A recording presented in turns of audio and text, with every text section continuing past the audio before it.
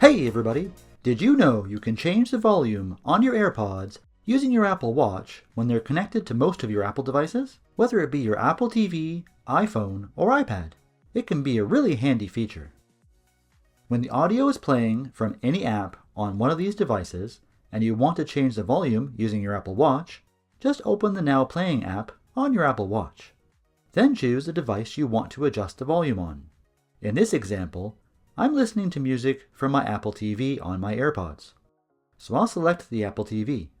Then just use the digital crown to increase or decrease the volume as desired. It's really simple and very convenient. If you'd like to learn about more great Apple Watch tips, stay tuned for the bonus video.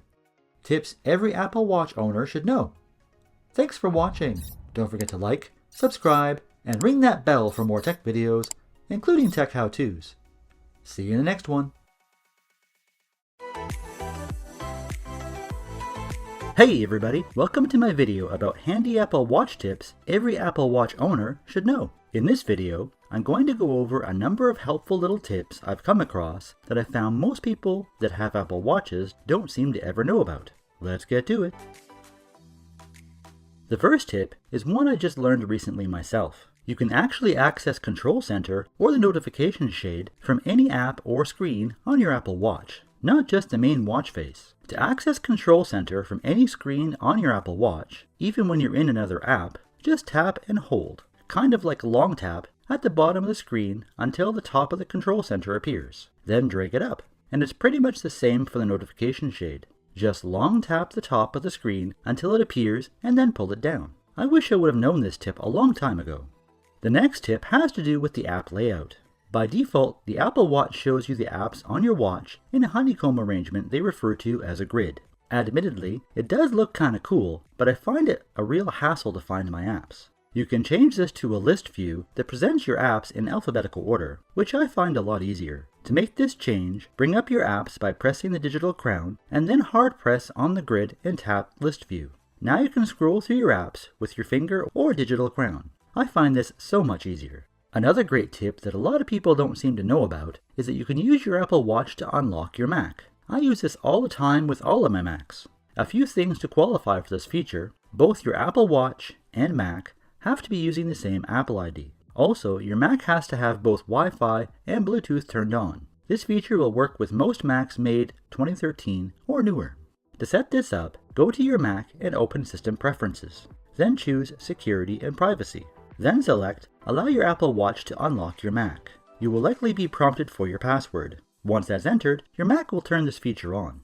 Now when you open your MacBook or wake up your Mac Mini or iMac, it will unlock automatically. I love this feature. It's super handy. The next tip I learned pretty recently as well. If you lost or misplaced your Apple Watch around the house, you can use Siri to help you find your Apple Watch. You can use Siri on your iPhone or any other Apple device like a Mac that uses the same Apple ID. Just say, Siri, find my Apple Watch, and Siri will ping your Apple Watch to help you find it. If you find that you've lost your Apple Watch and it's not around the house, then you can also check out my video about how to find your Apple Watch by using the iCard above. I'll leave a link in the description below if you'd like to check that out. Another cool tip for your Apple Watch is that you can use it to check the battery level on not only your AirPods if you have them, but the same feature also works for most Beats headphones as well. You can access the battery complication if you've added it to any watch face that supports it. But if you don't have it added as a complication, you can also access the battery level through the Control Center by tapping the battery level. When you're using your AirPods, AirPods Pro, or Beats headphones with your Apple Watch or iPhone, just scroll down on the battery level screen, and below the battery status of your Apple Watch will be displayed the battery status of your headphones.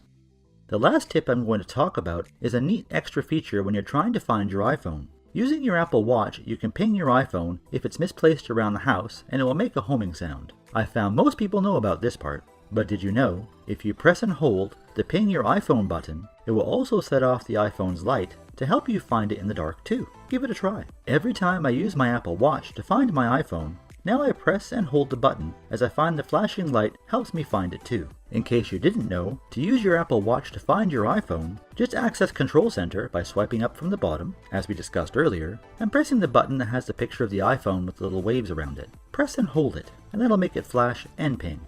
Those were my handy Apple Watch tips that most people I've met don't seem to know. Do you have any awesome or handy Apple Watch tips you think I should have shared? Please tell us about them in the comments below. If you enjoyed this video or found it helpful, feel free to give it a thumbs up. And while you're down there, don't forget to ring that bell and subscribe to the channel for more tech videos, including tech how-tos, every week.